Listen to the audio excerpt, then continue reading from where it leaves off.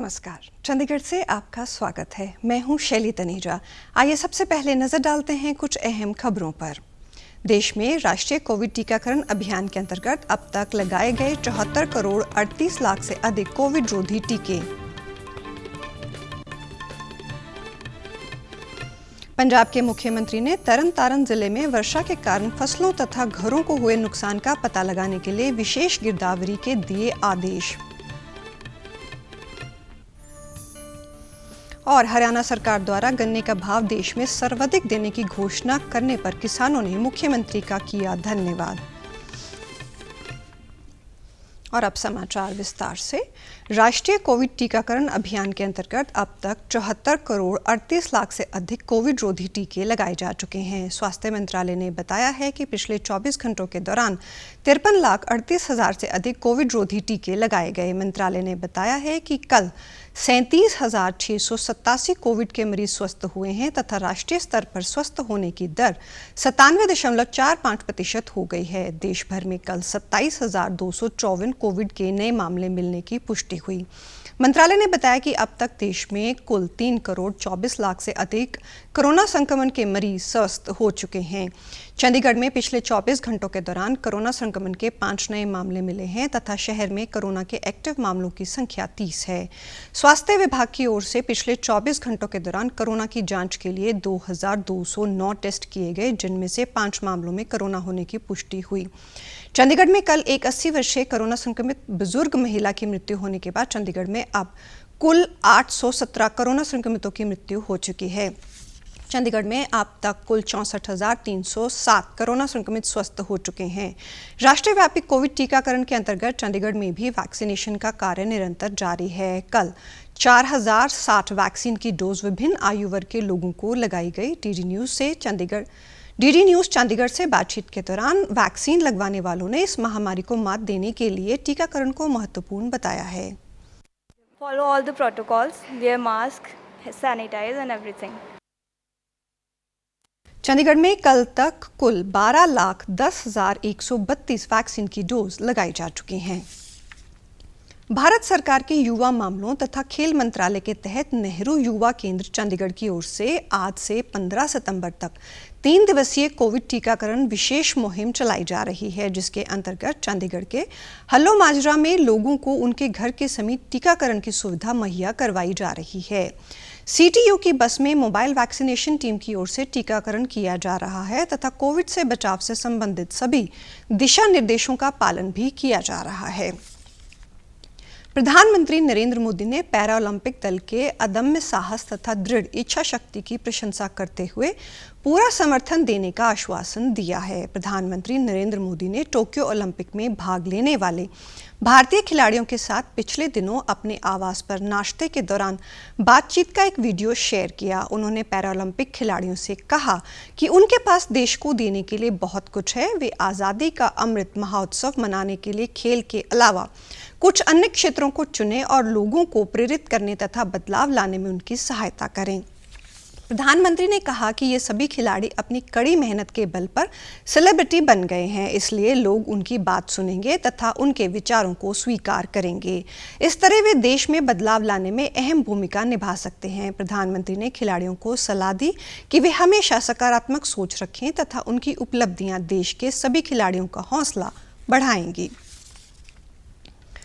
युवा कार्य तथा खेल मंत्रालय ने राष्ट्रव्यापी फिट इंडिया क्विज के पहले 2 लाख स्कूली विद्यार्थियों के लिए निःशुल्क पंजीकरण की घोषणा की है। मंत्रालय ने बताया है कि पहले 2 लाख छात्रों का अब 225 रुपये की भागीदारी शुल्क के बजाय क्विज के लिए मुफ्त पंजीकरण किया जा सकता है। उन्होंने स्कूली बच्चों में फिटनेस तथा खेल के प्रति जागरूकता बढ़ाने के उद्देश्य से शुल्क माफ करने के बारे में ये घोषणा की। पंजाब के मुख्यमंत्री कैप्टन अमरिंदर सिंह ने तरन तारण जिले में पिछले 24 घंटों के दौरान हुई भारी वर्षा के कारण फसलों तथा घर को हुए नुकसान का पता लगाने के लिए विशेष गिरदावरी के आदेश दिए हैं। मुख्यमंत्री ने प्रमुख सचिव जल संसाधन को निर्देश दिए हैं कि विभाग तथा उनके ड्रेनेज विंग के वरिष्ठ अधिकारियों की उच्च स्तरीय टीम को मौके पर भेजा जाए तथा पट्टी तहसील के खेमकरन क्षेत्र के कुछ गाँवों में उपेक्षित मशीनरी तथा विभाग के अमले की सहायता से तुरंत पानी की निकासी की जाए। उन्होंने हिदायत की कि नाजुक क्षेत्रों में पहले के आधार पर बाढ़ से रक्षा के कार्यों को और मजबूत किया जाए। मुख्यमंत्री ने कहा कि आगामी दिनों में यदि इस क्षेत्र में लगातार वर्षा होती है तो ऐसी घटनाओं को दोबारा होने से रोका जा सके। उन्होंने जिला प्रशासन को ये भी निर्देश दिए हैं कि वे अपनी राहत तथा पुनर्वास की टीमों को भारी वर्षा के कारण पैदा होने वाली किसी भी स्थिति से निपटने के लिए तैयार रखें।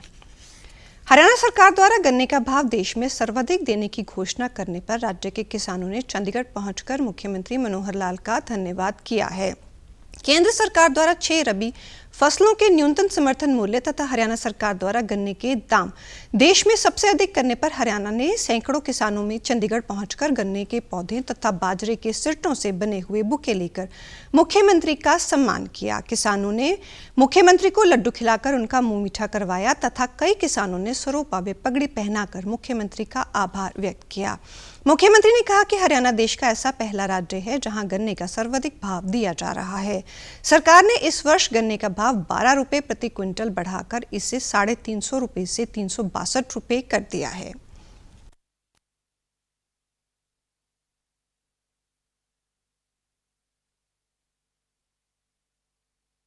गेहूं का एमएसपी फरवरी, मार्च, अप्रैल उसमें जाकर घोषित होता है कि ये एमएसपी रहेगा।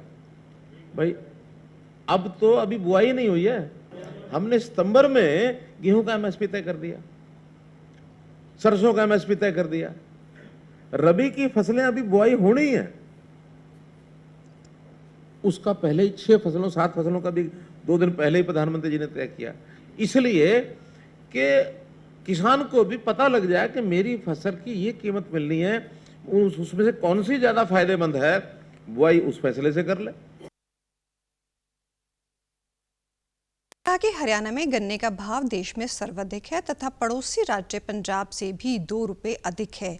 मनोहर लाल ने रबी फसलों का न्यूनतम समर्थन मूल्य बुआई से पहले घोषित करने पर प्रधानमंत्री का आभार जताते हुए कहा कि प्रधानमंत्री का विजन वर्ष 2022 तक किसानों की आय दुगनी करने का है।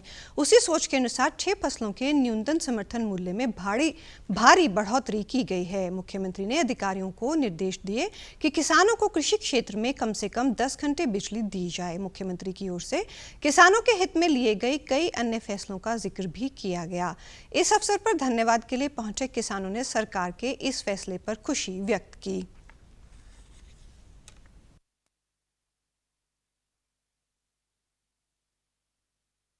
खेत ਨਾਲ जुड़ा हुआ किसान ਅੱਜ ਆਏ ਨੇ, ਉਹਨਾਂ ਮੁੱਖ ਮੰਤਰੀ ਜੀ ਦਾ ਧੰਨਵਾਦ ਕੀਤਾ ਕਿਉਂਕਿ ਜੋ 362 ਰੁਪਏ ਜੋ ਸਾਡੇ ਗੰਨੇ ਦਾ 12 ਰੁਪਏ ਰੇਟ ਵਧਾ ਕੇ ਜੋ ਮਾਨਯ ਮੁੱਖ ਮੰਤਰੀ ਜੀ ਨੇ ਕੰਮ ਕੀਤਾ, ਇੱਕ ਸਰਾਹਨੀय ਕੰਮ ਕੀਤਾ। ਉਹਦੇ ਵਾਸਤੇ ਅਸੀਂ ਸਾਰੇ ਕਿਸਾਨ ਅੱਜ ਆ ਕੇ ਮਾਨਯ ਮੁੱਖ ਮੰਤਰੀ ਜੀ ਦਾ ਲੱਡੂ ਖਵਾ ਕੇ ਮੂੰਹ ਮਿੱਠਾ ਕਰਾ ਕੇ ਉਹਨਾਂ ਦਾ ਧੰਨਵਾਦ ਕੀਤਾ ਜੀ। फसल के दाम बहुत बढ़िया हैं, बाजरे के दाम 1 नंबर के मिल गए, तो जी गंडे का भाव है ये पूरा हो गया, इसमें कोई कमी नहीं। गेहूँ का भाव भी तो पहले ही दे दिया, ये और सामान कराया जी। मन ने उसको पगड़ी पहनाई, धन्यवाद करने आया था, उससे मेरे गले में यूं पहनाया। किसानों ने कहा कि सरकार द्वारा किसान हित में किए गए इस फैसले के लिए वे मुख्यमंत्री का धन्यवाद करते हैं। पंजाब सरकार की ओर से राज्य के 10,151 एससी युवाओं को 50-50 हज़ार रुपए के कुल 41.48 करोड़ रुपए के ऋण माफ किए जा रहे हैं।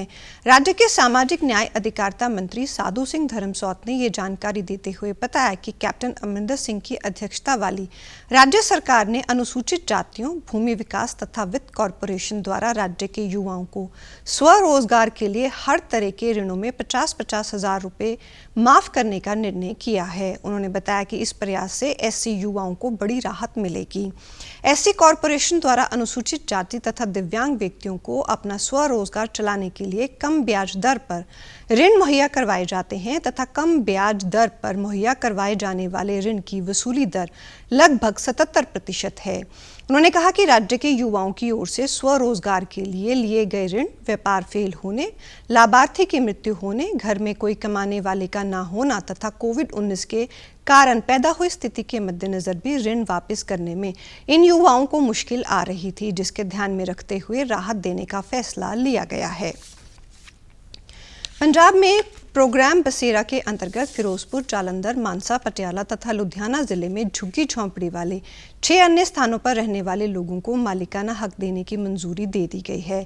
बसेरा योजना के तहत संचालन समिति की 5वीं बैठक के दौरान मीटिंग की अध्यक्षता करते हुए मुख्य सचिव विनी महाजन ने ये मंजूरी दी है। इस फैसले से राज्य के विभिन्न जिलों में अब तक 46 झुग्गी झोंपड़ी वाले स्थानों पर रहने वाले 8,141 परिवारों को घर के मालिकाना हक मिल गए हैं। इस योजना की समीक्षा करते हुए मुख्य सचिव ने मुख्यमंत्री कैप्टन अमरिंदर सिंह के प्रमुख कार्यक्रम बेघरों के लिए घर की हर माह समीक्षा करने के आदेश भी दिए हैं, ताकि स्लम क्षेत्रों में रहने वाले लोगों को मालिकाना हक देने की प्रक्रिया में तेजी लाई जा सके तथा उनका अपना घर होने का सपना शीघ्र से शीघ्र पूरा किया जा सके।